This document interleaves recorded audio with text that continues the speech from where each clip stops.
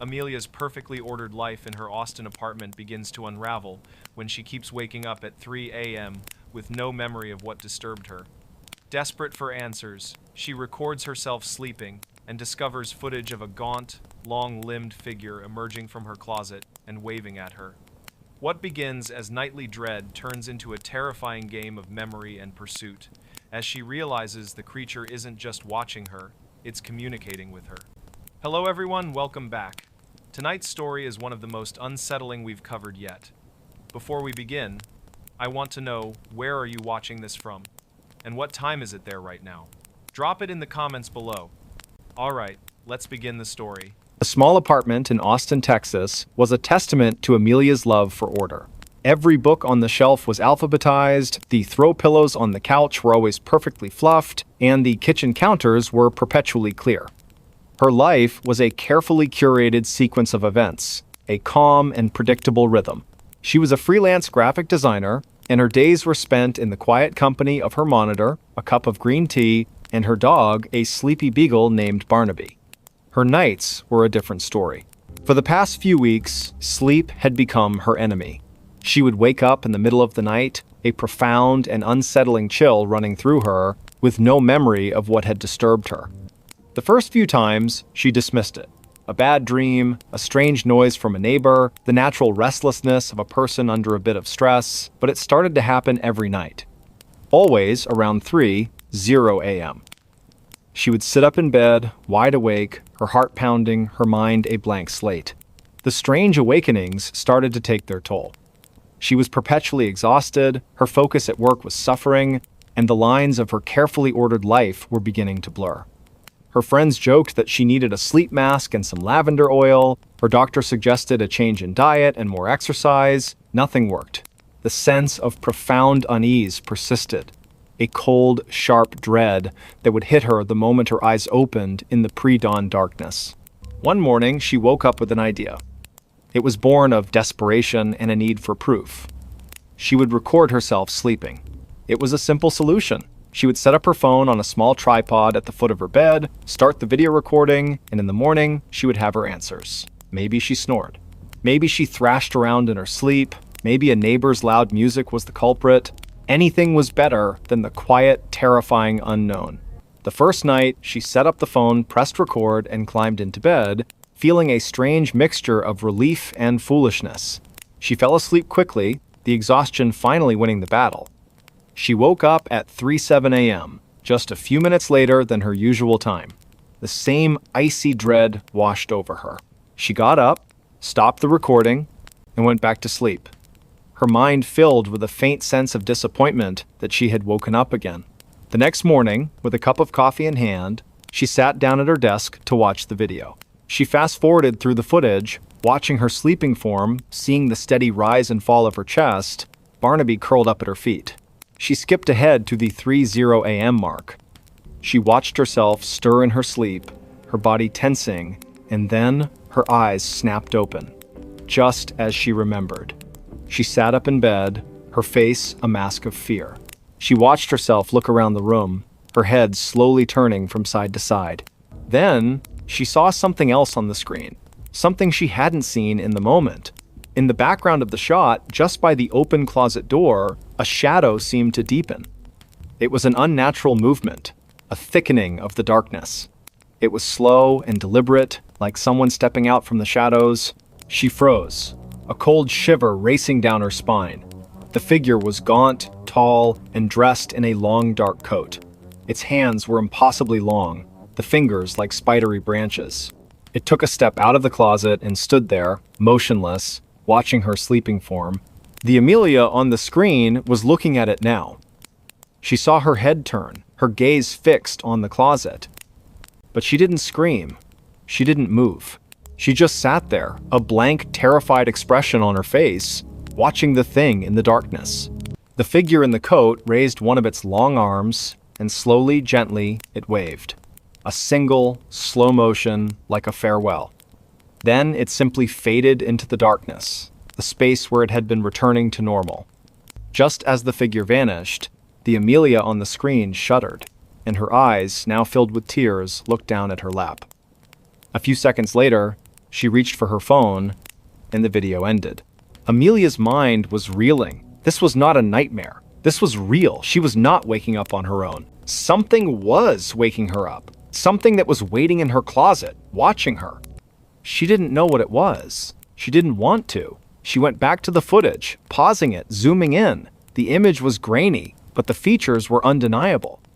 The gaunt face, the impossibly long limbs, the dark coat.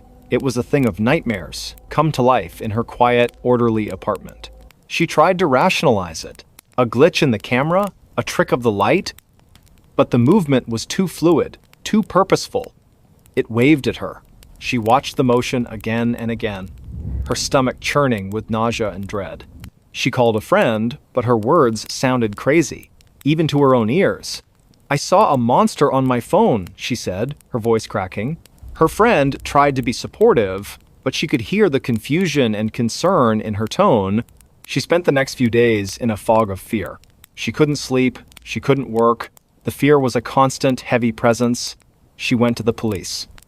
They listened patiently, their faces a mix of politeness and skepticism. They suggested she see a counselor. They told her there were no signs of a break-in, no evidence of anything amiss. She was on her own. She decided to try the video again. She knew it was a terrible idea, but the need for answers was a powerful and dangerous force.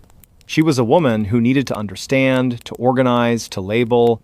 The unknown was her greatest fear. She set up the phone again, her hands shaking, and got into bed, leaving a small lamp on this time. She couldn't bear to be in total darkness. She fell into a fitful sleep, her dreams a chaotic jumble of shadowy figures and long, spidery hands. She woke up, as always, at 3:00 a.m. Her eyes opened, and she felt the now familiar chill. She looked at the closet door. It was closed. She felt a brief moment of relief. Then she heard it. A soft, rhythmic tapping. It was coming from inside her closet. A slow, gentle tapping, as if something were drumming its fingers on the back of the door. The sound was not loud, but it was so deliberate, so unnatural, that it was 1,000 times more terrifying than a scream. She watched the closet door, her eyes wide with fear. The tapping stopped. Then she heard a faint, scratching sound. It was coming from the floor, just beneath the door. She watched as a small, thin, black object slid out from under the door. It was a piece of paper, folded into a perfect square. It was pushed all the way out into the middle of the floor, and then the scratching sound stopped. She was too terrified to move, to breathe. She waited until the first light of dawn broke through her window. The terror had given way to a quiet, cold determination. She got out of bed, her body stiff with fear. She went to the paper and picked it up. Her hands were shaking so badly she could barely unfold it. Inside, there was a single sentence, written in a spidery, unsettling script. "I miss our conversations." Her mind went blank. Conversations? What conversations? She didn't remember any conversations with a shadowy figure. The thought was horrifying. She had been awake. The video had shown her. But she had no memory of it. The thing in her closet was waking her up and speaking to her, and then somehow making her forget. It was more than a presence. It was a parasitic memory, a dark companion that was slowly, patiently stealing her waking hours. She ran. She didn't pack anything. She grabbed Barnaby, her keys, and her wallet, and she ran out of the apartment. She didn't stop to call anyone. She drove to the nearest motel, checked in, and sat on the bed in the middle of a brightly lit room, her phone footage playing on a loop. She watched herself, her sleeping self, a quiet, unsuspecting prey, and she watched the shadowy figure, a patient predator, waiting for her to wake up.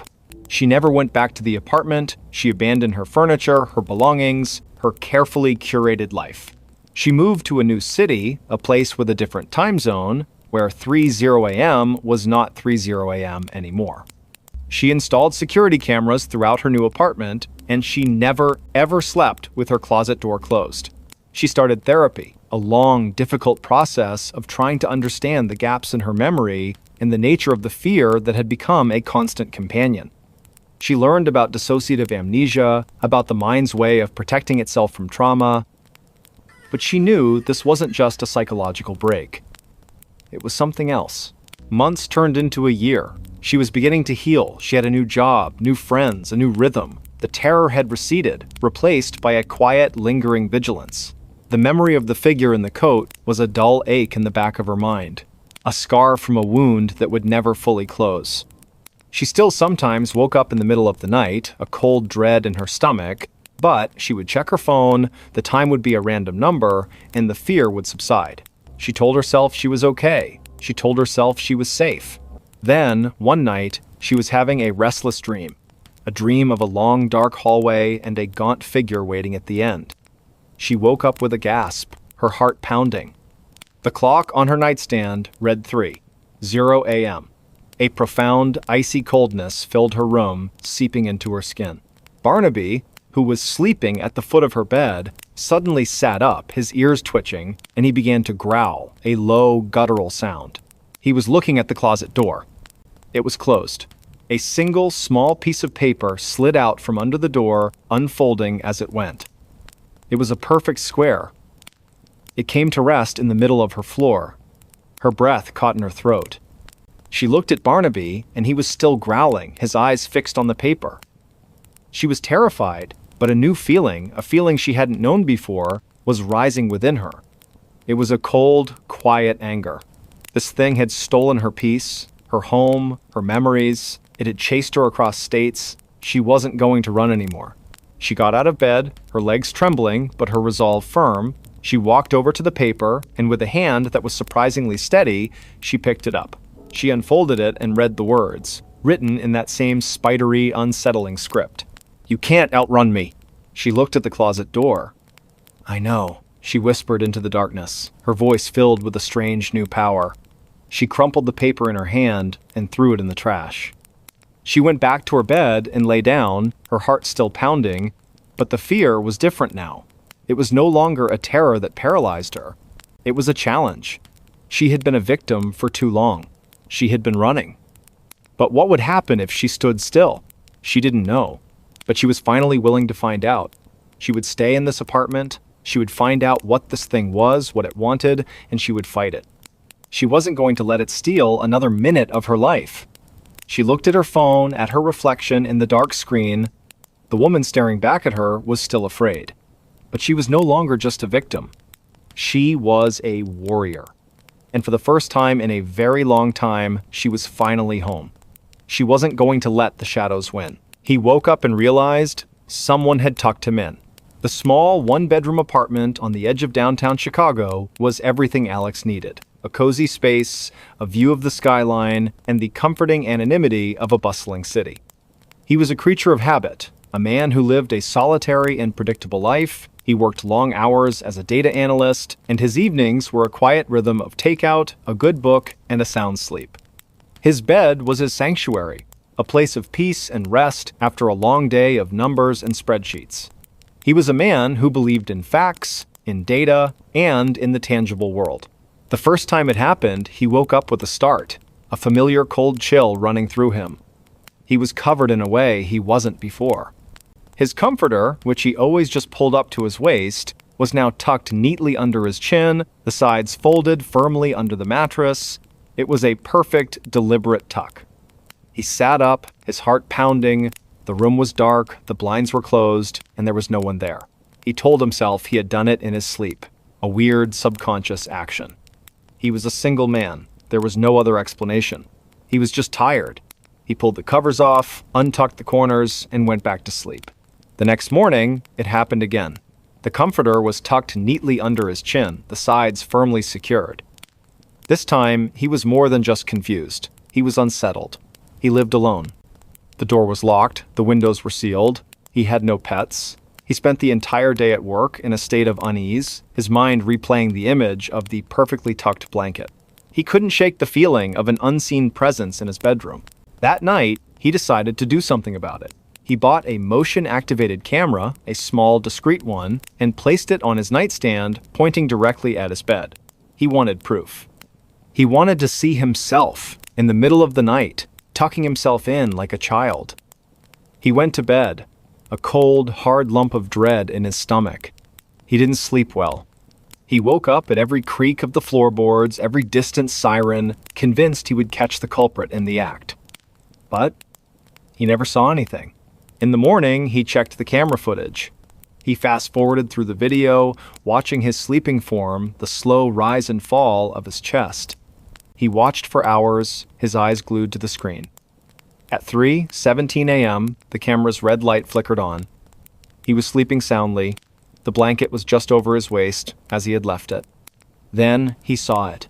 A faint shadow, a fleeting ripple of air, seemed to pass over his bed. The comforter, without a single visible hand to guide it, slowly began to move. The sides folded under the mattress, a perfect tuck. The top of the comforter was pulled up, just to his chin. The motion was slow, deliberate, and silent. There was no one there. Just a shadow, a presence, a force that was tucking him in. Alex's breath hitched in his throat. He went back to the footage, watched it again and again, hoping it was a glitch, a trick of the light, but it wasn't. The motion was too fluid, too purposeful. It was an entity, a thing that was entering his room, not to scare him, not to harm him, but to perform a quiet domestic act. It was tucking him in. The terror of a monster was replaced by a more insidious, a more profound kind of fear. The fear of something that was a part of his life. A silent, unseen companion that watched him sleep and cared for him in its own chilling way. He couldn't stay in the apartment anymore. The feeling of being watched was too much to bear.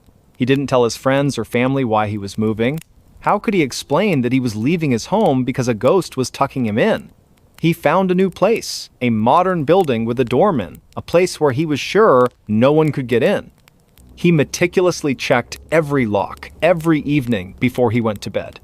He was determined to leave the terror behind. The first few nights were peaceful. He slept soundly, his dreams free of shadows and fear.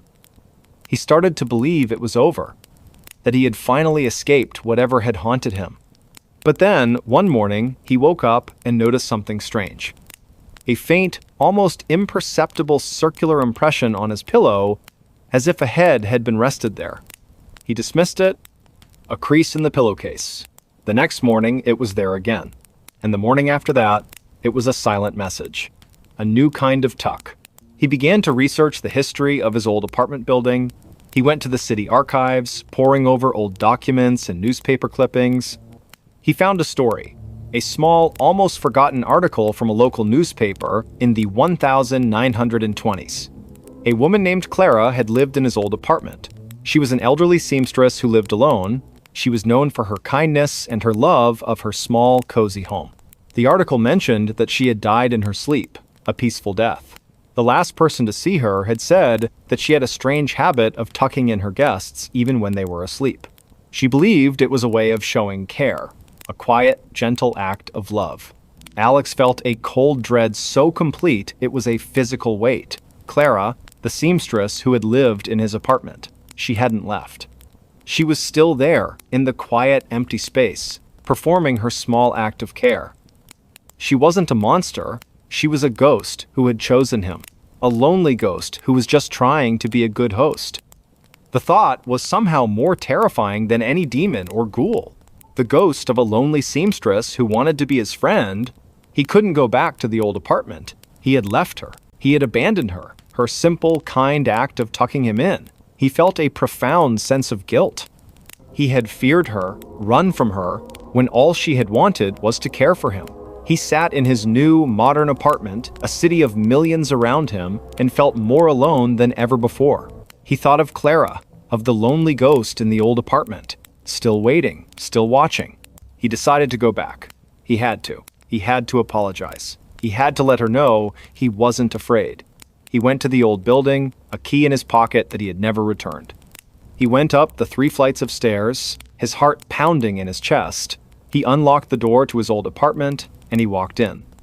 The apartment was empty, cold, and quiet. He went to his old bedroom, the place where the tucking had happened. The room was just as he had left it, the bed stripped bare. He went to his old nightstand, the place where he had put the camera. He sat on the floor, his back against the wall, and he spoke. "I'm sorry, Clara," he whispered into the empty room. "I'm so sorry. I didn't understand." The air grew heavy. The scent of lavender, faint and old, filled the room. He felt a sudden, profound sense of peace. The cold was gone. The fear was gone. He felt a gentle, loving presence. He didn't know if she was there, but he knew she had heard him. He had finally given her the acknowledgement she had so desperately sought. He had apologized. He left the apartment, closing the door behind him, and he didn't look back. He felt a sense of closure, of peace. He had done the right thing. He had faced his fear, and he had found a kind of forgiveness. He was a man who had been haunted, and now he was a man who was free. He went back to his new apartment, to his new life, and for the first time in a very long time, he slept soundly. He was no longer afraid of the dark or of the quiet. He was no longer afraid of being alone. He had faced his greatest fear, and he had found a kind of love in it. But some things are not that simple. The next morning, he woke up with a start. The comforter was tucked neatly under his chin, the sides folded firmly under the mattress. It was a perfect, deliberate tuck. He sat up, his heart pounding. The room was dark, the blinds were closed, and there was no one there. He looked at the comforter, at the perfect, impossible tuck. The ghost of Clara had followed him. She hadn't wanted to be left behind. She was still with him, in his new apartment, in his new life, a silent, unseen companion. The fear returned, a familiar, cold dread. He had apologized. He had tried to be a good man. But he had been a man who had been chosen, and a ghost who has chosen you will never let you go. The quiet, gentle terror of the tucking would be a part of his life forever. The tucking was a daily occurrence now. It became part of his routine. He would go to bed, leave his covers untucked, and in the morning they would be perfectly folded. It was a constant, unsettling reminder of his unseen companion. He no longer felt fear, but a weary acceptance. It was a part of his life, a strange, impossible roommate. He would find other small signs of her presence, the faint scent of lavender when he walked into his bedroom, a single loose thread on his pillowcase, as if she were a seamstress still at work. He tried to live a normal life, but the secret of his nocturnal visitor was a heavy weight on his soul. He started to talk to her. He would lie in bed in the dark and whisper into the silence. He would tell her about his day, about his work, about the new coffee shop he had found. It was a strange, one-sided conversation, but he felt a sense of connection, a strange companionship with the ghost of a lonely seamstress. He wasn't just a man who was haunted. He was a man who was no longer alone. But the companionship was not without its own brand of terror. Sometimes he would wake up, and the blankets would not be tucked. Instead, they would be pulled down to his feet, and he would feel a cold, icy presence on his chest. It was a new kind of tuck, a new kind of terror. It was a warning, a reminder that she was not just a kind old woman, she was a ghost. And ghosts are not always kind. One morning, he woke up, and he was not just tucked in. He was wrapped tightly in the blanket, his arms and legs bound to his body. He struggled to get free, his heart pounding with a primal, suffocating fear. He heard a soft whisper, a voice that was not in his ears, but in his mind. "Stay a while. I'm lonely." He finally managed to get free, his body shaking with terror. The blankets were perfectly wrapped, a tight, impossible cocoon. He looked at his reflection in the mirror, and he saw a man who was no longer just a tenant. He was a possession. Clara was not just a companion, she was a captor. He fled the apartment, ran out into the city streets, a man who had lost his mind. He found a friend, a man who had always been a skeptic, and he told him everything. The ghost, the tucking, the whispers. His friend listened, his face a mask of concern. He tried to be supportive, but the look in his eyes told a different story. He believed that his friend had gone crazy. Alex knew he couldn't go back. He couldn't go back to the apartment, to the woman who was trying to love him to death. He lived on the streets for a week, sleeping in parks and bus stations, a man with no home, no peace, no sanity. He was a fugitive from a ghost. One night, he was huddled in an alley, the cold Chicago wind biting at his skin. He felt a soft hand on his shoulder. He looked up, and he saw a woman. She was an old woman with a kind face and gentle eyes. She was holding a blanket. "You must be cold," she said, her voice soft and full of concern. She put the blanket around him, and gently, carefully, she tucked him in. He looked at her, and he saw a face that was both familiar and alien. It was the face of Clara. He tried to scream, but no sound came out. The woman smiled, a kind, loving smile. She sat down next to him, and she began to talk. She told him about her life, about her home, about her love for her work. She talked, and he listened. A man who was no longer alone, he was with his ghost. She had followed him, she had found him, she had never let him go. The tucking was not just a gesture of care, it was a shackle, a promise that he would be hers forever. The doorbell that only rang at 3:15 a.m.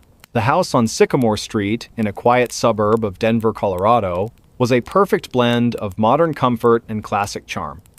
Its white picket fence, a meticulously manicured lawn, and a sleek gray exterior were a welcome sight for Julia, a successful software engineer. She had just bought the house, a single story with a sunroom that overlooked the mountains, and it was everything she had worked for. She was a woman who valued structure and logic, and the house, with its smart locks and automated lighting, felt like an extension of her own organized life. The first few weeks were idyllic. She spent her evenings in the sunroom, watching the sunset, her days filled with the quiet satisfaction of a life well earned. The house was calm, a haven of peace, until the night the doorbell rang. It was 3:15 a.m. Julia was a light sleeper, and the sound of the chime, a classic ding-dong that echoed through the silent house, sent a jolt of adrenaline through her. She sat up in bed, her heart pounding. Who would be at her door at this hour? She crept out of bed, her phone in her hand, and checked the security camera feed. Her porch was empty. No one. The motion sensor hadn't been triggered, and the camera log showed no activity. It was a phantom chime. She went to the front door, peered through the peephole, and saw only the dark, empty street. She went back to bed, her mind racing, a knot of unease tightening in her stomach. The next night, it happened again. 3:15 a.m. The same ding-dong. She sprang out of bed, checked the camera, and found nothing. This time, a cold dread replaced her initial surprise. This was not a fluke, it was a pattern. She started to dread the night, the clock ticking closer and closer to the appointed hour. She would sit up in bed, her eyes fixed on the digital display, waiting for the sound that was both impossible and terrifyingly real. She tried everything to stop it. She disabled the smart doorbell, unplugged the chime, and even went as far as to remove the button itself from the wall. The house was silent, dark, and empty.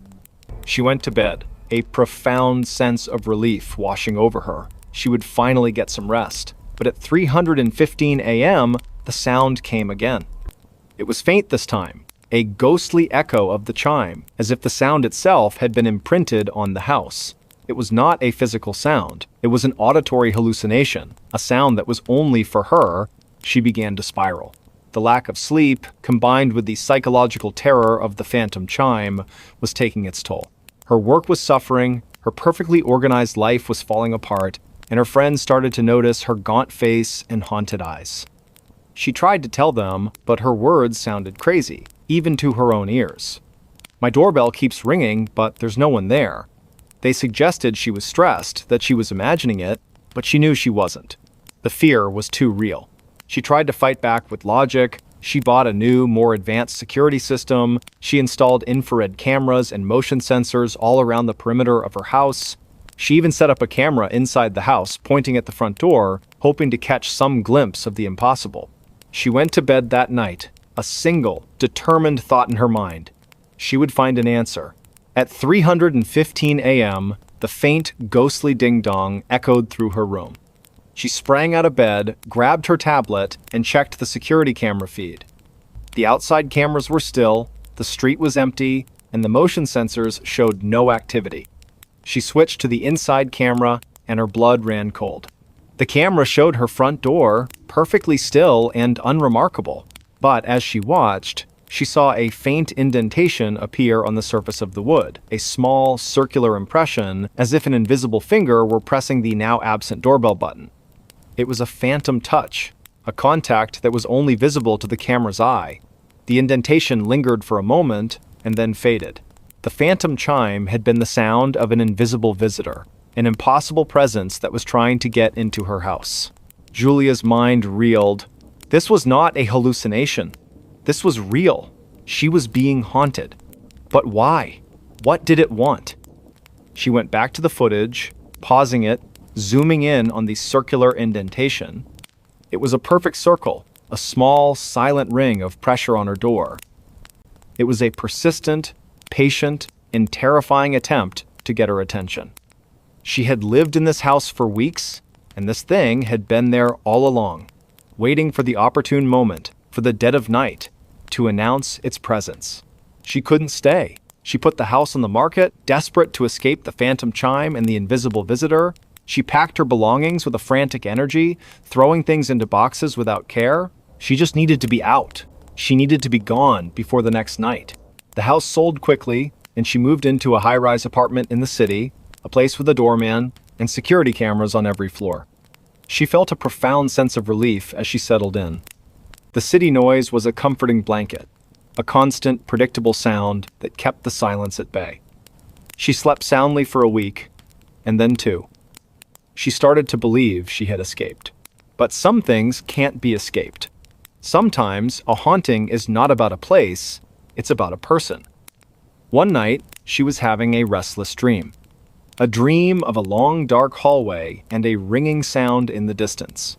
She woke up with a jolt, her heart pounding. The clock on her nightstand read 3:15 a.m.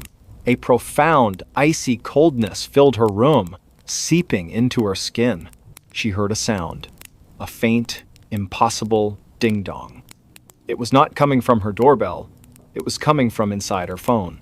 A ghostly echo, a notification sound she had never heard before. She looked at her phone. There was a notification on her calendar. It said, "Time to open the door." Her mind went blank with terror. It had followed her. It had found her. It was not the house. It was her. The doorbell wasn't meant for the house. It was meant for her.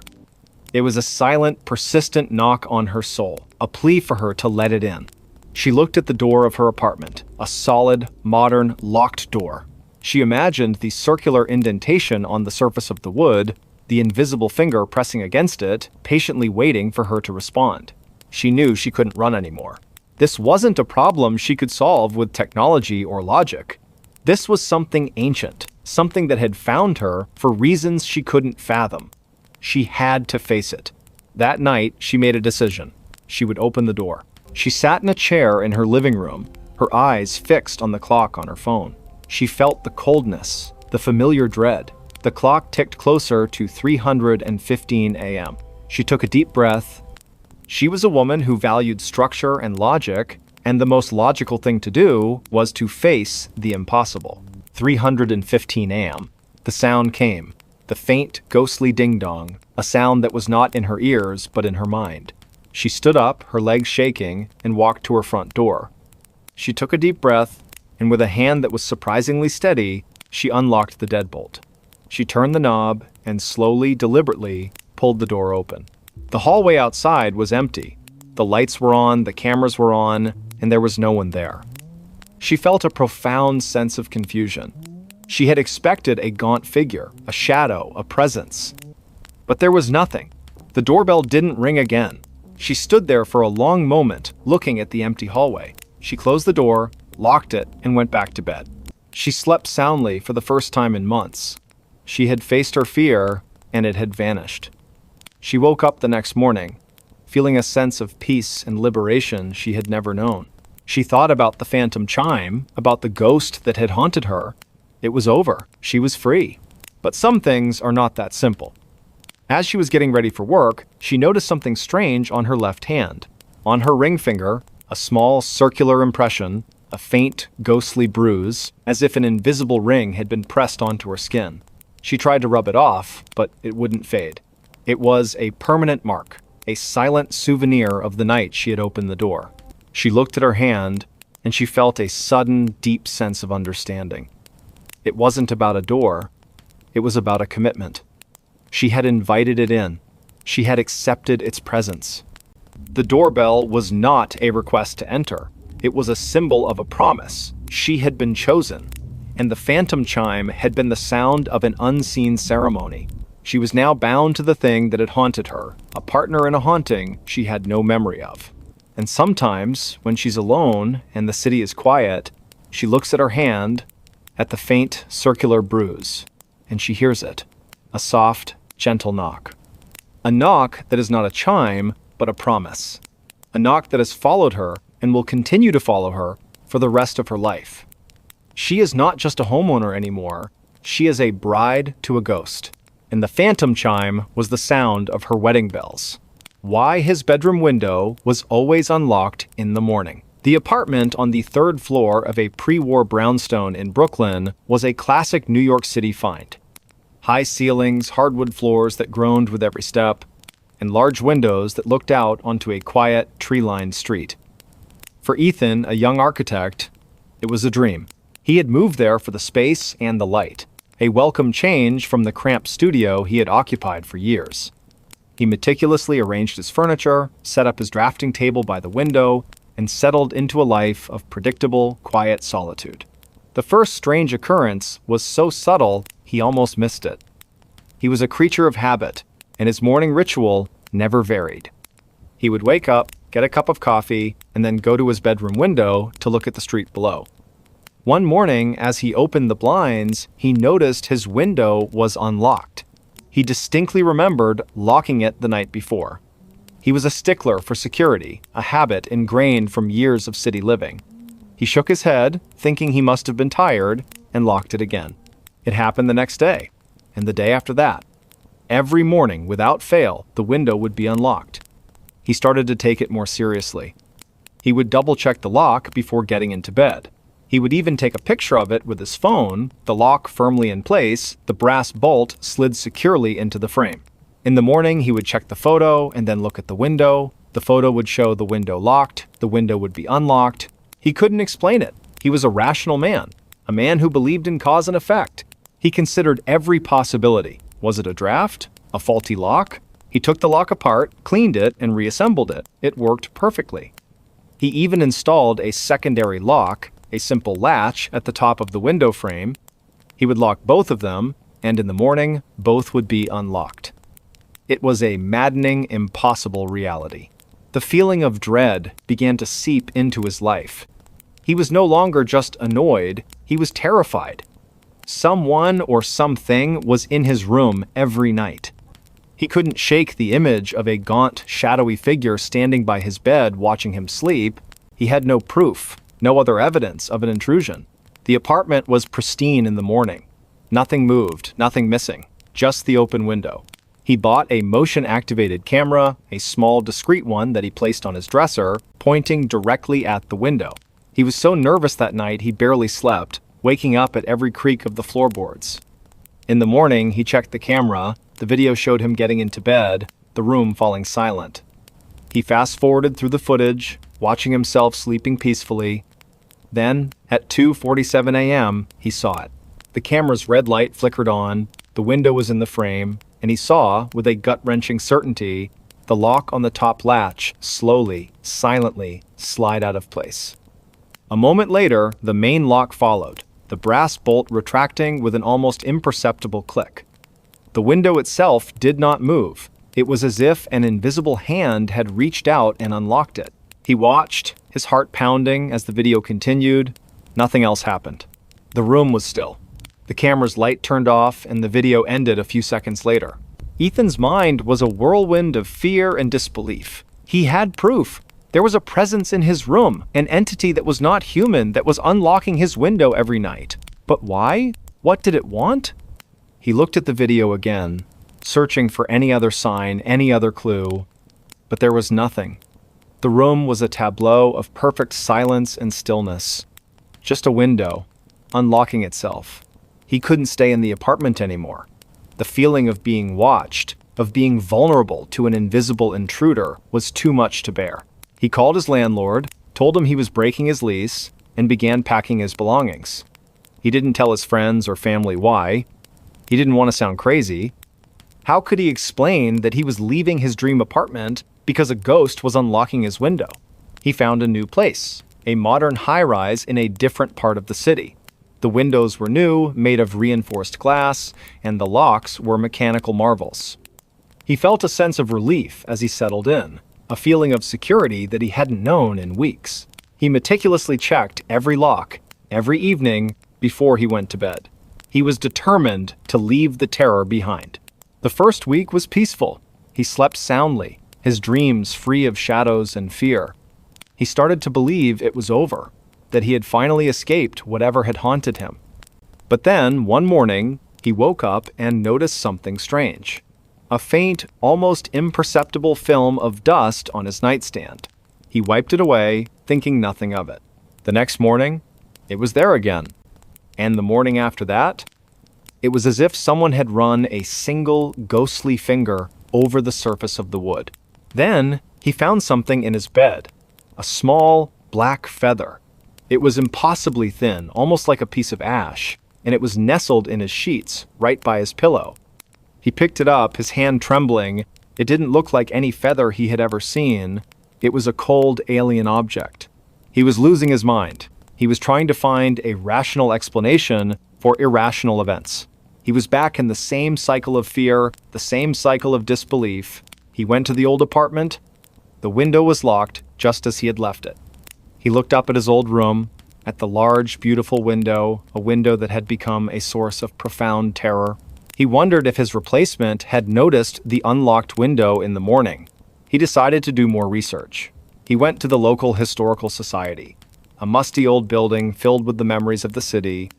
He looked through old records of his brownstone, tracing its history back to the 1800s. He found a story, a small, almost forgotten article from a local newspaper. A young boy, a child named Edward, had lived in the building in the late 1800s. The boy was an insomniac, a child who would stay up all night, sketching in his notebook, his mind filled with fantastic, impossible creatures. The boy had an obsession with the window. He would open it every night, regardless of the weather, and stare out into the darkness, claiming he was watching for something that was coming for him. The article ended abruptly, mentioning that the boy had died in his sleep, a sudden, unexplained illness. The last person to see him had said that he had insisted on his window being left unlocked, a plea that his parents had ignored. Leo felt a cold dread so complete it was a physical weight. The boy's room. It was his old bedroom. The boy had been looking for something, a creature from his drawings, and he had believed that leaving the window unlocked was his only hope. He had died and the window was locked. But what if the thing he was waiting for had finally come for him? And what if, in death, he was still waiting, still trying to open the window to let it in? He went home, his mind a feverish blur of fear and understanding. He looked at his modern, secure windows. He had left the old apartment, but the memory, the terror, the presence had followed him. He didn't sleep that night. He sat in a chair, watching the sunrise, a cold, hard knot of fear in his stomach. The next morning, he went to his bedroom, his heart pounding in his chest. He looked at the window. It was closed. He looked at the lock. It was locked. He felt a profound sense of relief. But then he saw it. A single, small, black feather on the windowsill. The same cold, impossible feather he had found in his bed. It wasn't just his old apartment that was haunted. He was. The entity, the thing Edward had been waiting for, had found him. It wasn't coming in through the window. It was already in. He called a locksmith, a friend of his who specialized in antique locks. He had a strange request. He wanted him to install an old, complicated, beautiful lock on his modern window. He wanted a lock that would be a challenge, a lock that would require skill and care to open. His friend, curious, asked him why. Leo just said he had a fascination with old mechanisms. The lock was installed. It was a beautiful piece of craftsmanship, a brass lock with a complex series of tumblers and bolts. It was a statement, a challenge to the invisible intruder. He went to bed that night, a single black feather on his bedside table, a silent promise. He wasn't going to run anymore. He woke up with a start. The clock on his nightstand read 2:47 a.m. He looked at the window. It was still locked. He looked at his nightstand. The feather was gone. He felt a deep, profound sense of terror. It was no longer a game of unlocking windows. It was a game of possession. The entity was in his home, in his life. and it was moving his things, taunting him. The terror was no longer a silent presence. It was an active force. He spent the next few months living in a constant state of fear. He would come home to find objects moved, his keys on a different hook, his books in a different order. He would find these small black feathers in the most impossible places, in his coffee mug, in his shoe, in his pocket. The entity was toying with him, making him question his sanity. He would find notes on his computer, notes he didn't write, notes that said, "I'm here." He couldn't take it anymore. He had to confront it. He was a rational man, but he was at the end of his rope. He would do the impossible. He would leave his window unlocked. He would invite it in. He would face it. That night, he went to his bedroom window, his hands shaking, and he unlocked the intricate brass lock.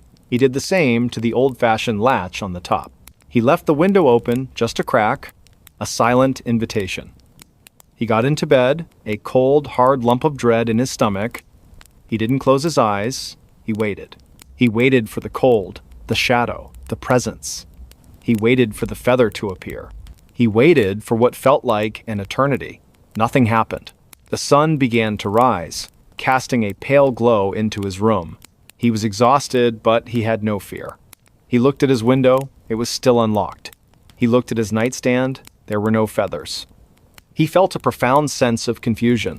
Had it all been a dream? Had he gone crazy? He got out of bed, a new question in his mind. Not why was his window unlocked, but why was it no longer unlocked? He walked over to the window, his mind racing.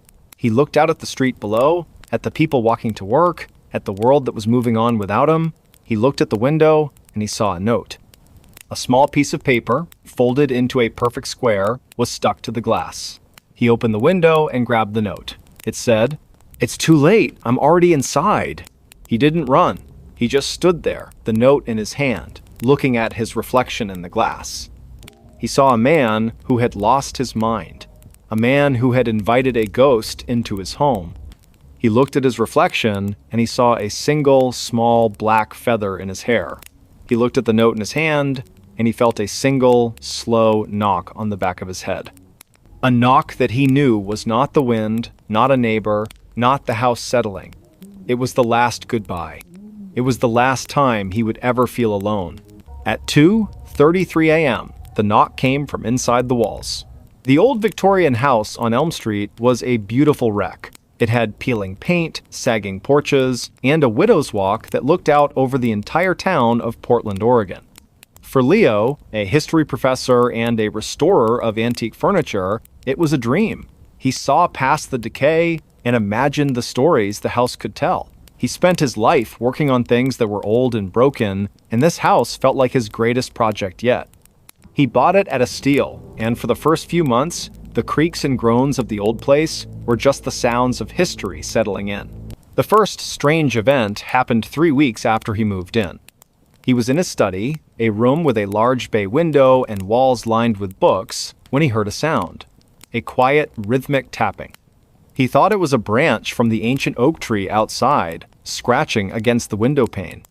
He went to the window, opened it, and looked. The tree was still. The tapping stopped. He shrugged it off as a house noise and went back to his desk. The next night, it was louder.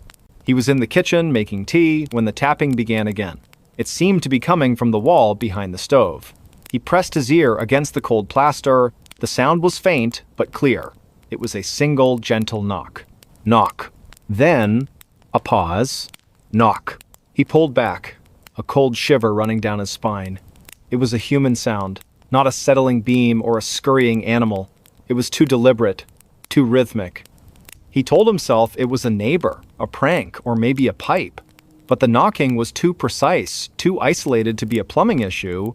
He walked around the kitchen, tapping on different spots on the wall, trying to find the source. The knocking didn't respond. It simply stopped. The pattern became terrifyingly predictable. Every night, at precisely 2:33 a.m., the knocking would start. Sometimes it was faint, a gentle whisper from within the walls. Other times it was so loud it sounded like someone was trying to break through. It was always a single knock, followed by a pause, and then another single knock. It was a quiet, relentless, unsettling rhythm. He started keeping a journal. He would write down the time the knocking started, the duration, and its intensity. He'd write about the feeling it gave him, a deep, visceral dread. He began to anticipate it, his body tensing as the clock ticked past 2:30 a.m. He'd sit up in bed, his heart pounding, his eyes fixed on the walls, waiting for the sound that would tell him he was not alone. He tried to reason with himself. He was a man of science, a man who dealt in facts and logic. He brought in a contractor, an old man named Bill, who had worked on houses in the area for decades. Bill went from room to room, tapping on the walls, checking for loose plaster or water damage. He found nothing. "Old houses just make noises, son," he'd said with a shrug. But the look in his eyes told a different story. It was a look of weary recognition, a look that said he had seen things he couldn't explain. Leo couldn't escape it. The knocking became his personal clock. He'd fall into a deep sleep, only to be jolted awake by a sudden, sharp rap from within the walls. He started spending his nights in the living room, in a chair in the middle of the floor, far away from any walls. But even there, he could hear it. The sound would travel through the floorboards, through the air, finding him no matter where he was. It was a sound meant for him. He began researching the house's history. He went to the city archives, poring over old blueprints and property records. He found a strange note in the original deeds, a clause that mentioned a sealed-off room, a small 5-by-5-foot space between the pantry and the laundry room. It had been sealed up for reasons unknown, and the original owner had insisted it never be opened. The pantry and the laundry room. Leo's heart pounded in his chest. The knocking came from the wall that separated those two rooms. He felt a profound sense of dread. There was something in there, something that wanted out. He went to the laundry room, his flashlight in hand. He shined the light on the wall where the knocking was loudest. The wall was a seamless expanse of plaster. There were no cracks, no lines to indicate a hidden door, but as he ran his hand over the surface, he felt a faint, cold spot. A patch of wall that was colder than the rest. He pressed his ear against it. Nothing. The knocking would only come at 2:33 a.m. He waited for the clock to strike the appointed hour. He sat in the laundry room, his back against the opposite wall, his eyes fixed on the cold spot. He felt a deep sense of wrongness, of a hidden history screaming to be heard. The clock ticked closer. He held his breath. 2:32 a.m. The air grew heavy. The silence in the house was absolute. Even the gentle hum of the refrigerator in the kitchen faded into nothingness. 2:33 a.m. He heard it, a single, sharp knock. It came from the cold spot on the wall. It was not a gentle tap this time. It was a desperate, pleading sound, a voice without a mouth, trying to get his attention. Knock. Another one. Louder. Knock. He couldn't take it anymore. The mystery, the fear, the relentless rhythm had broken him. He went to his shed, grabbed a hammer, and returned to the laundry room. He didn't care about the history, the property value, or the original deeds. He just needed to know. He needed to make it stop. He took a deep breath, raised the hammer, and swung. The hammer hit the plaster with a dull thud. A small crack appeared. He swung again and again, the plaster shattering, revealing the lath and plaster beneath. He kept hitting, tearing the wall apart, until he hit a piece of wood. It was an old piece of wood, but it was solid. He hammered away at it, his arms aching, his mind a feverish blur of fear and determination. He kept going, until he had torn a hole big enough to see inside. He shined his flashlight into the darkness. The space was a small, dusty closet. There was a single small chair in the middle of the room. On the seat of the chair, sitting perfectly still, was a doll. It was a little boy doll, dressed in old-fashioned clothes, with porcelain skin and painted blue eyes. The doll was sitting in a pose that was eerily human, and on the floor next to the chair, there was a single small piece of paper. He reached in, his hand shaking, and pulled it out. It was a note, written in a child's shaky hand. It said, "I want to play." And Mescrew, Leo dropped the paper and the flashlight. He stumbled back, his breath coming in ragged gasps. The knocking stopped. The silence returned. It wasn't the silence of peace, but the silence of a predator who had found its prey. He had opened the door. He had let it out. He sold the house a month later. He didn't tell the new buyers about the hole in the wall, the sealed-off room, or the doll he had found. He couldn't. Who would believe him? He moved to a new city, to a modern apartment, with no history, no secrets, no hidden rooms. He got a new job, a new life. He was a man who had left his ghosts behind. But some things can't be left behind. Sometimes, at night, when the city is quiet and the moon shines through his window, he wakes up. His heart pounds, a cold chill running through his veins. He looks at the clock on his phone. 2:33 a.m. He looks at the wall of his new, modern, perfectly sealed apartment, and he waits, and he listens. And sometimes, just sometimes, he hears a single, gentle knock. A knock that he knows is not a pipe, not a neighbor, not the house settling. It is a knock that has followed him across a country, a knock that has found him in the quiet of the night, a knock that has come from inside the walls. And he knows with a terrifying certainty that he is not alone, and that he will never be. The quiet, relentless terror of the knocking continued to haunt him even in his new life. It was a mental tic, a phantom limb of fear that would never go away. He would wake up in a cold sweat, his heart hammering against his ribs, convinced he could hear it from the very core of his modern apartment building. His new life was a facade, a carefully constructed illusion of normalcy. He would go to work, talk to his colleagues, and eat dinner with new friends, but underneath it all, a part of him was always listening. He would find himself staring at blank walls, wondering if he could see the faintest of shadows moving behind the paint. He tried to fight back. He went to a therapist, a kind woman who listened to his story with a compassionate but skeptical ear. She suggested it was a manifestation of trauma, a psychological echo of the fear he had experienced. He went on medication, hoping to dull the edges of his anxiety. He tried meditation and mindfulness, anything to quiet the ceaseless, terrifying voice in his head. But the knocking was not in his head. It was a memory, a reality, a thing that had become a part of him. One night, he was out with friends. They were laughing, telling stories, and he felt a brief moment of freedom. He looked at his watch, 2:32 a.m. He felt the familiar rush of adrenaline, the icy chill. He excused himself, went to the bathroom, and splashed cold water on his face. He looked at his reflection in the mirror. His eyes were wide, and his face was gaunt, the face of a man who had not known a moment of true peace in months. He returned to the table, but he couldn't stop looking at his phone. 2:33 a.m. He felt the vibration first, a faint tremor, as if someone had just tapped the glass of his phone. He looked down at the screen. There was a text message, a new number, a number he didn't recognize. He opened it. "You left me alone!" He dropped the phone, his hands shaking. His friends looked at him, their laughter dying on their lips.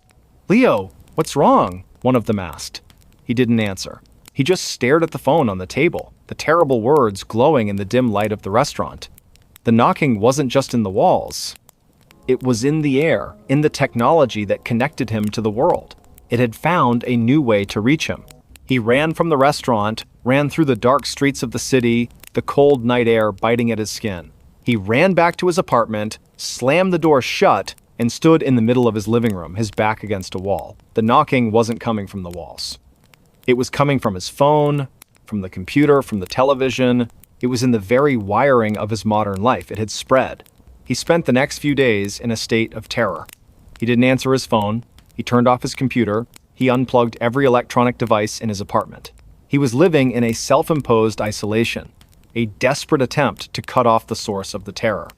He ate cold food, and he read books by candlelight. He told himself it was just a prank, a sick joke by a friend who had found his journal. But he knew, with a certainty that chilled him to the bone, that it wasn't. One night, the power went out. The entire city block was plunged into a sudden, absolute darkness. Leo sat in his living room, a single candle casting a dancing shadow on the walls. He felt a profound, unnerving silence. No hum of the refrigerator, no light from the street lamps, just him and the darkness. He felt a moment of hope, a desperate, flimsy belief that this was it, that the power outage had finally severed the connection. 2:33 a.m. He heard it. A single, sharp knock. It wasn't coming from his phone, or his computer, or the walls. It was coming from the window. He looked at the window, the faint outline of a child's hand visible against the glass. The hand was tapping, a slow, deliberate rhythm. The glass was not just tapping, it was a single, sharp knock, the knock that had followed him.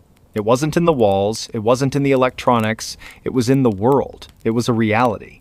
He was no longer a restorer of old things. He was a curator of a nightmare. He had opened the door, and the thing behind the walls had come out. It had followed him, and it would continue to follow him. He realized that the note in the closet, "I want to play," wasn't just a threat. It was an invitation, and he had accepted it, and now the game would never end. She checked her phone footage and saw herself awake. The small apartment in Austin, Texas, was a testament to Amelia's love for order. Every book on the shelf was alphabetized, the throw pillows on the couch were always perfectly fluffed, and the kitchen counters were perpetually clear. Her life was a carefully curated sequence of events, a calm and predictable rhythm. She was a freelance graphic designer, and her days were spent in the quiet company of her monitor, a cup of green tea, and her dog, a sleepy beagle named Barnaby. Her nights were a different story. For the past few weeks, sleep had become her enemy. She would wake up in the middle of the night, a profound and unsettling chill running through her, with no memory of what had disturbed her. The first few times, she dismissed it. A bad dream, a strange noise from a neighbor, the natural restlessness of a person under a bit of stress, but it started to happen every night. Always around 3:00 a.m. She would sit up in bed, wide awake, her heart pounding, her mind a blank slate. The strange awakenings started to take their toll. She was perpetually exhausted, her focus at work was suffering, and the lines of her carefully ordered life were beginning to blur. Her friends joked that she needed a sleep mask and some lavender oil. Her doctor suggested a change in diet and more exercise. Nothing worked. The sense of profound unease persisted, a cold, sharp dread that would hit her the moment her eyes opened in the pre-dawn darkness. One morning, she woke up with an idea. It was born of desperation and a need for proof. She would record herself sleeping. It was a simple solution. She would set up her phone on a small tripod at the foot of her bed, start the video recording, and in the morning, she would have her answers. Maybe she snored. Maybe she thrashed around in her sleep. Maybe a neighbor's loud music was the culprit. Anything was better than the quiet, terrifying unknown. The first night, she set up the phone, pressed record, and climbed into bed, feeling a strange mixture of relief and foolishness. She fell asleep quickly, the exhaustion finally winning the battle. She woke up at 3:07 a.m., just a few minutes later than her usual time. The same icy dread washed over her. She got up, stopped the recording, and went back to sleep. Her mind filled with a faint sense of disappointment that she had woken up again. The next morning, with a cup of coffee in hand, she sat down at her desk to watch the video. She fast-forwarded through the footage, watching her sleeping form, seeing the steady rise and fall of her chest, Barnaby curled up at her feet. She skipped ahead to the 3:00 a.m. mark.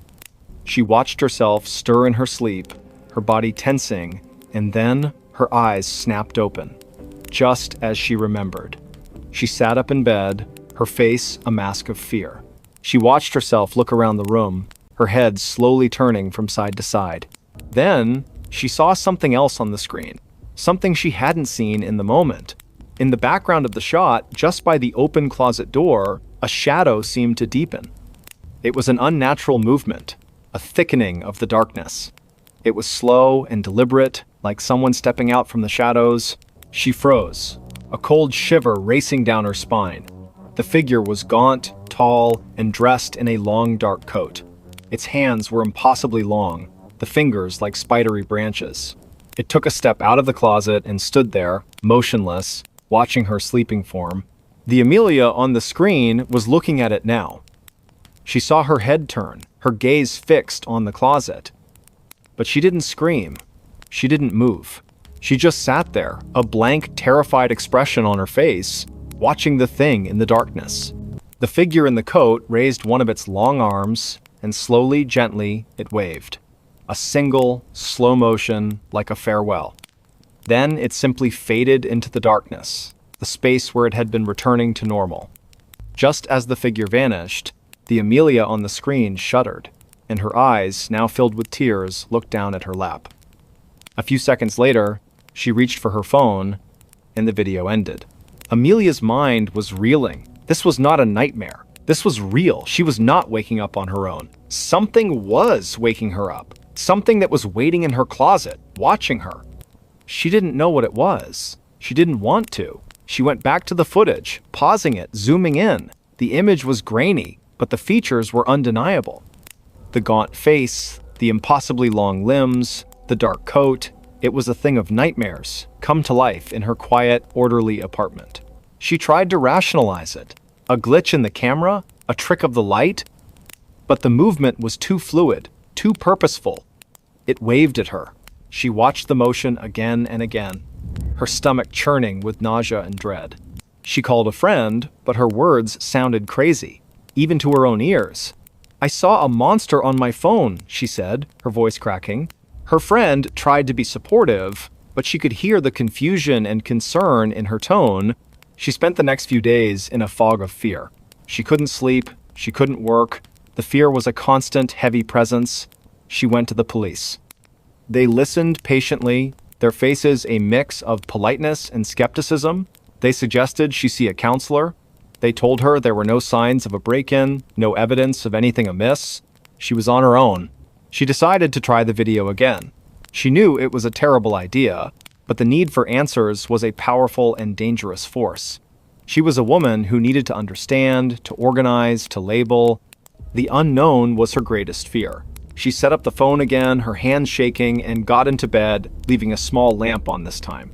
She couldn't bear to be in total darkness. She fell into a fitful sleep, her dreams a chaotic jumble of shadowy figures and long, spidery hands.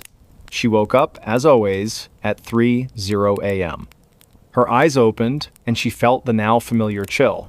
She looked at the closet door. It was closed. She felt a brief moment of relief. Then she heard it. A soft, rhythmic tapping. It was coming from inside her closet. A slow, gentle tapping, as if something were drumming its fingers on the back of the door. The sound was not loud, but it was so deliberate, so unnatural, that it was 1,000 times more terrifying than a scream. She watched the closet door, her eyes wide with fear. The tapping stopped. Then she heard a faint, scratching sound. It was coming from the floor, just beneath the door. She watched as a small, thin, black object slid out from under the door. It was a piece of paper, folded into a perfect square. It was pushed all the way out into the middle of the floor, and then the scratching sound stopped. She was too terrified to move, to breathe. She waited until the first light of dawn broke through her window. The terror had given way to a quiet, cold determination. She got out of bed, her body stiff with fear. She went to the paper and picked it up. Her hands were shaking so badly she could barely unfold it. Inside, there was a single sentence, written in a spidery, unsettling script. "I miss our conversations." Her mind went blank. Conversations? What conversations? She didn't remember any conversations with a shadowy figure. The thought was horrifying. She had been awake. The video had shown her. But she had no memory of it. The thing in her closet was waking her up and speaking to her, and then somehow making her forget. It was more than a presence. It was a parasitic memory, a dark companion that was slowly, patiently stealing her waking hours. She ran. She didn't pack anything. She grabbed Barnaby, her keys, and her wallet, and she ran out of the apartment. She didn't stop to call anyone. She drove to the nearest motel, checked in, and sat on the bed in the middle of a brightly lit room, her phone footage playing on a loop.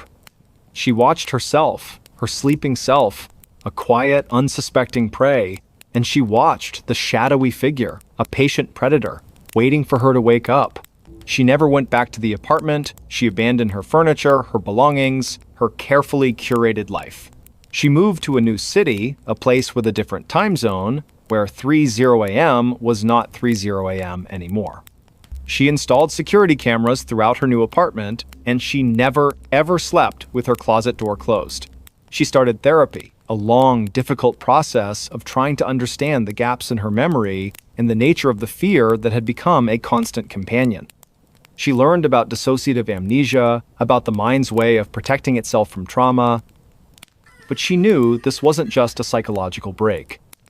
It was something else. Months turned into a year. She was beginning to heal. She had a new job, new friends, a new rhythm. The terror had receded, replaced by a quiet, lingering vigilance.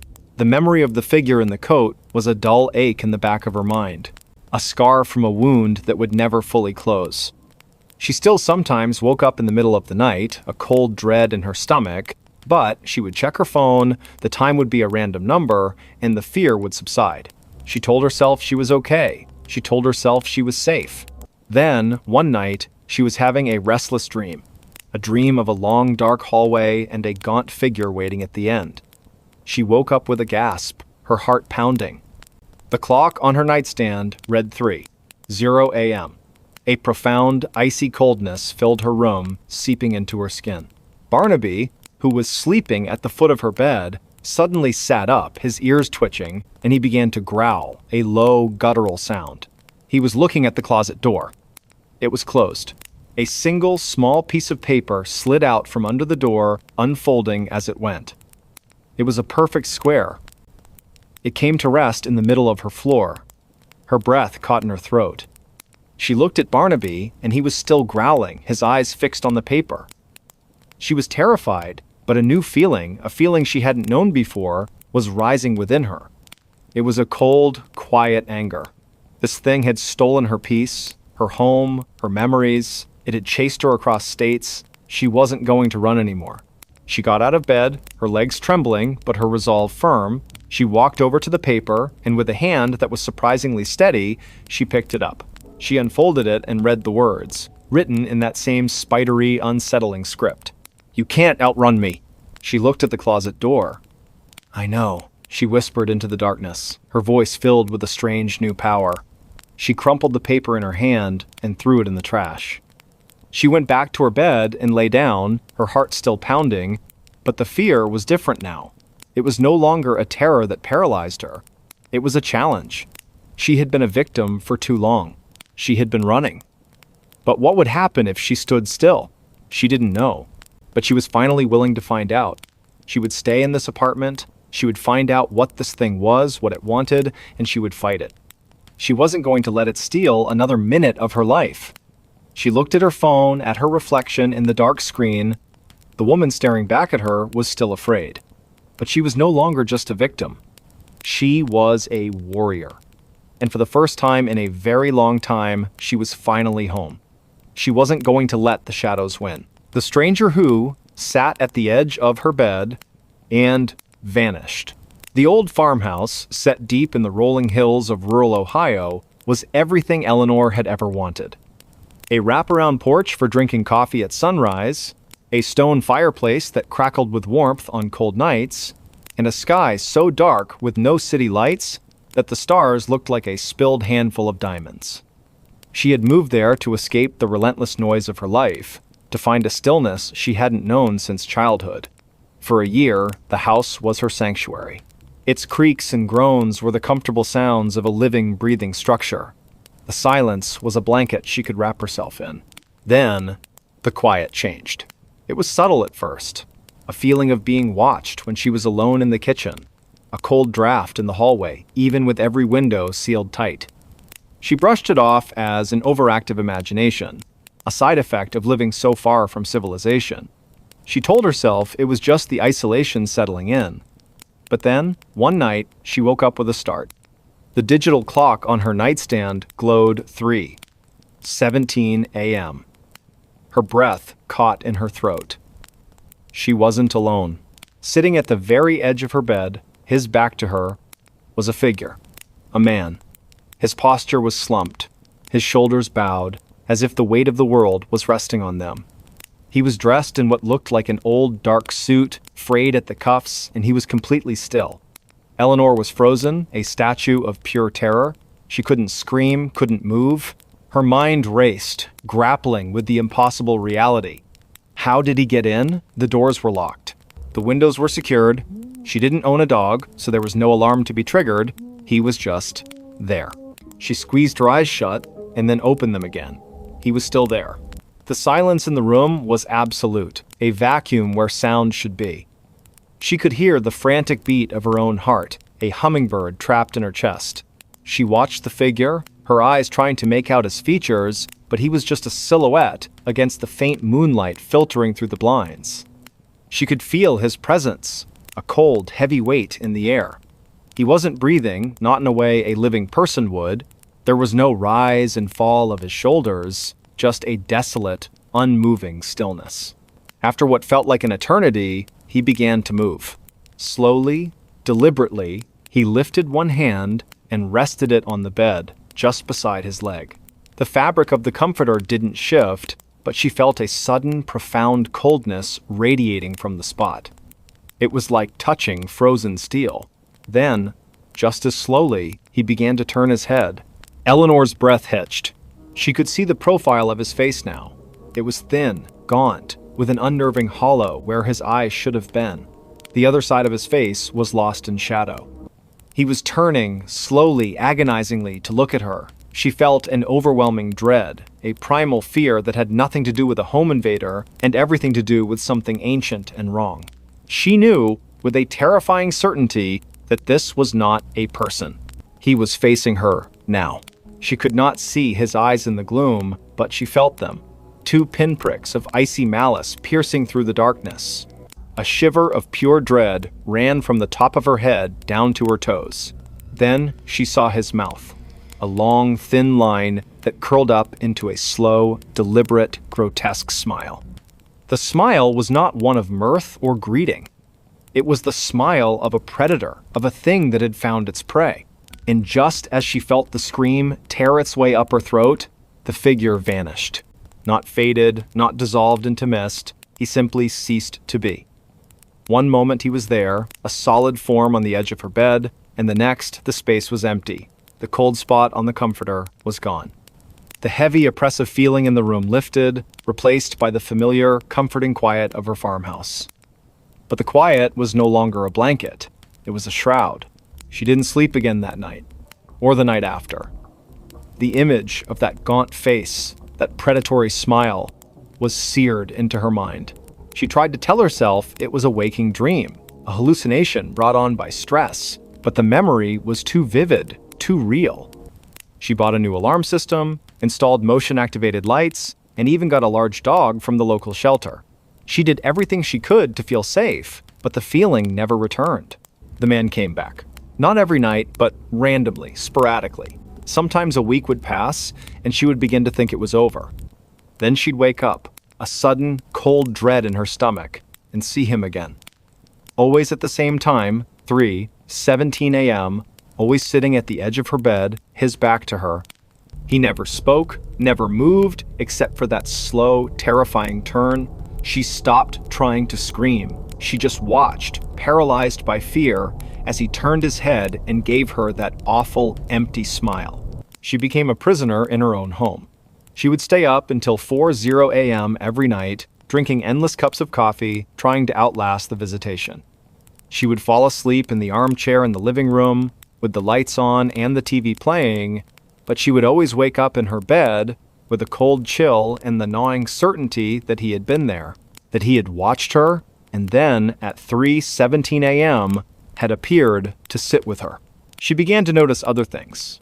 Objects moved in her house, the books on her shelf would be out of order, a favorite teacup would be in the wrong cupboard.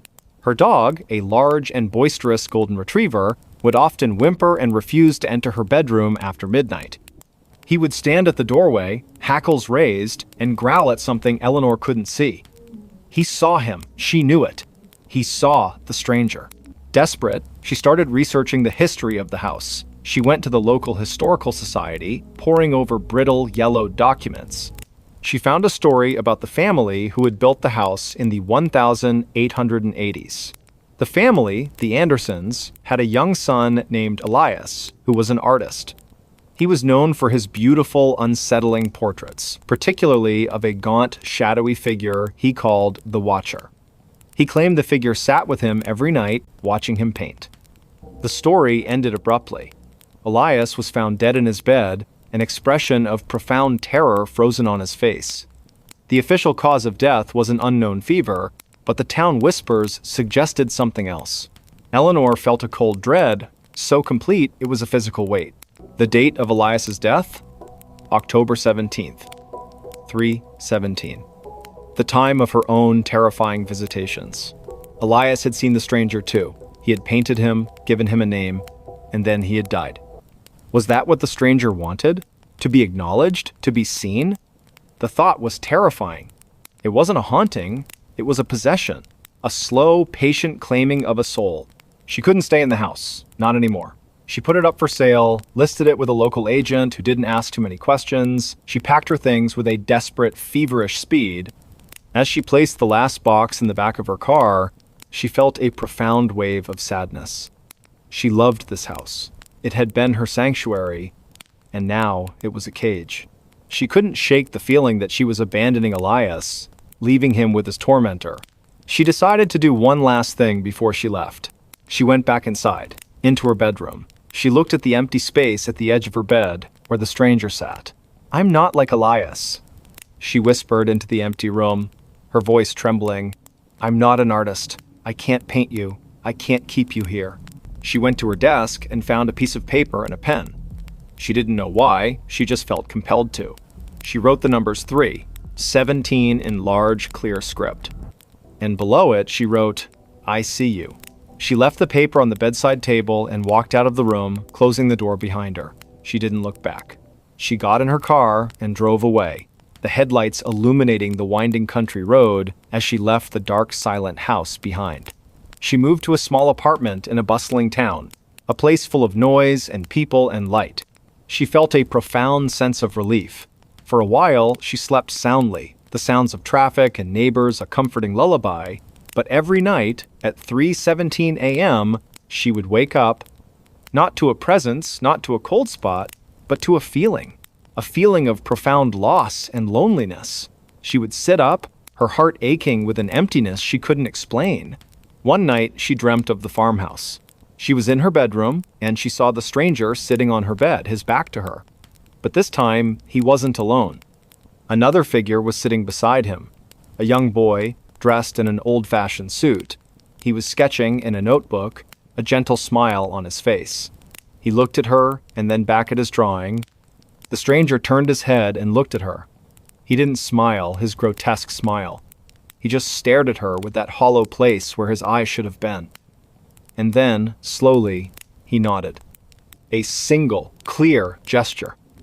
He had found someone else, a companion, and he had let her go. She never saw the stranger again. The cold feeling at 3:17 a.m. faded over time, replaced by a quiet sense of closure. She often wondered what had happened to Elias, and why the stranger had chosen him, and then her.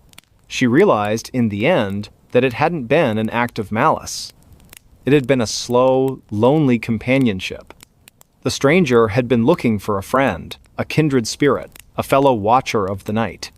And now, he had found one. She lived the rest of her life in the city, far from the quiet of the Ohio hills.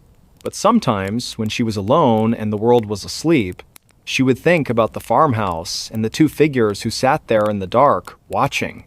She would think of the stranger who had come to her in the night, and of the peace she had given him with her simple words, and she would feel a sense of quiet gratitude. She was no longer a stranger to the dark.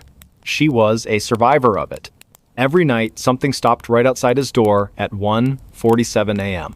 The old house on Hemlock Lane had always felt like a different world, a relic of a time long past, nestled deep within the suburbs of Salem, Massachusetts.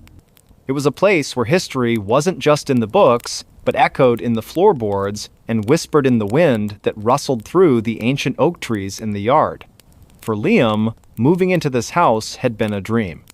A quiet, sprawling place with a fireplace and a library that smelled of old paper and leather. A perfect escape from the relentless hustle of city life. The first few weeks were idyllic. He spent his days painting the walls, replacing old fixtures, and trying to coax the garden back to life. The nights were calm, filled with the gentle hum of the refrigerator and the distant sound of crickets. That is, until the first night it happened. He was in his study, lost in a book, when a shiver ran down his spine. He glanced at the clock on his laptop. 1:46 a.m. A sudden, unexplained stillness fell over the house. The crickets outside went silent. The hum of the fridge faded into nothing. The air grew heavy, cold, and thick, with an unspoken presence. He held his breath, his heart pounding in his chest. Then he heard it. A sound on the porch outside, a slow, deliberate movement on the worn wooden planks. Another one. Closer. And another. They were coming up the steps. 1, 2, 3. A steady, unhurried rhythm. He froze, his eyes wide with a mixture of fear and disbelief. He told himself it was just the house settling, just the wind playing tricks. But the sounds were too distinct, too heavy to be anything but a person. The steps reached the top of the porch. A pause. He could almost feel the presence just outside his front door. He held his breath, listening with every fiber of his being. The sounds began to move again. They were walking along the porch now, parallel to the front of the house. He could hear them passing the living room window. He imagined a dark figure, cloaked in shadow, pacing back and forth just a few feet away. The sound of the steps was unnerving. They were not fast, not a hurried escape. They were a slow, purposeful patrol, a sentinel on a beat. Then the sound stopped, right outside his study window, the very window he was looking at. He squeezed his eyes shut, a plea to a silent God that this was all a dream. When he opened them, the window was still dark, reflecting his own terrified face. And then he heard the faintest sound, a soft, gentle scratching, as if a fingernail were being dragged along the window pane. The scratching stopped. The silence that followed was even more terrifying than the sound. He didn't move for what felt like an eternity. He simply sat, rigid with fear, until the sun began to peek over the horizon, casting a faint light into his room. He didn't sleep that night, or the next, or the one after that. Every night, it was the same. The silence at 1:46 a.m. The slow, deliberate sounds starting on the porch, the walk along the side of the house, the stop right outside his door, and the gentle, unnerving scratch. He began to anticipate it, his body tensing as the clock crept closer to the dreaded time. He started leaving the lights on, not just in his room, but throughout the entire house. He put a chair in front of the door, a flimsy, pathetic defense against something that felt more like a ghost than a person. He tried to reason it away. A prank? A local legend he hadn't heard about? He asked the neighbors. Old Mrs. Albright, who had lived on Hemlock Lane her entire life, just gave him a knowing, sad look. Some houses, they have memories, she'd said. And some memories, they never fade. The local police just laughed it off as a case of an overactive imagination. It's an old house, son. It's gonna make noises. But it wasn't just noise. He started to feel a presence, even when the sounds weren't there. A cold spot in the hallway, the faint scent of something like old earth and rain, the feeling of being watched from the dark corners of the rooms. He was losing his grip on reality. His friends from the city came to visit, and he was so on edge, he'd jump at every creak of the floorboards. They told him he needed a vacation, that he was stressed out. They didn't hear what he heard. They didn't feel the chill in the air when the clock neared 1:47 a.m. He became a prisoner in his own home. He'd spend his days trying to exhaust himself, hoping he would fall into a deep, dreamless sleep and not hear the approaching sounds. He'd run for miles, work in the garden until his hands were raw, and paint until his shoulders ached. But exhaustion was no match for dread. At 1:45 a.m., he'd find himself sitting on the floor, his back against the door, his breath coming in ragged gasps. He would close his eyes, clamp his hands over his ears, and wait for the silent approach. And wait for the pause. The dreadful, heavy pause. He started doing his own research. He went to the local library, poring over old microfiches and town records. He learned about the history of the house, about the families who had lived there.